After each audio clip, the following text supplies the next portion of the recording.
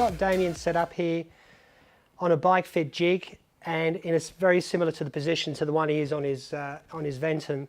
And what we're going to do is we're going to have a quick look, and then we're going to make some changes. We're going to change the saddle, and we're going to see how the change in saddle has an impact on where he sits and where he comes into the bars.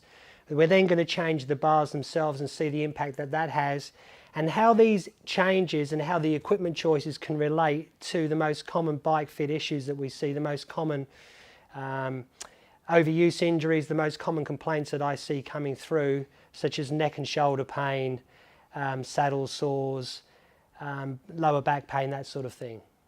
So this is Damien's current saddle. This is a Citero, and what we're going to do is we're going to swap this out with a more road-based saddle, one of the more common saddles that I would see people come through with that have road bikes, or some of the older time trial bikes.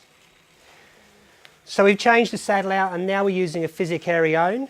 And what you'll notice is that Damien is having now to stretch to come into the pads here. What he'll like to do is come forward on the saddle so that he's more comfortable at the front, but when he comes forward we get pressure from the saddle, so the natural thing then is to move back. And what will eventually happen is he'll start to move to one side. To relieve the pressure that he's getting underneath the undercarriage, moves to one side. Now one leg extension is different to the other. He'll start shuffling around, moving backwards and forwards, and the whole ride turns into a bit of a disaster. So this isn't the sort of saddle you'd want to use in a time trial position, and you can see how this impacts the position overall.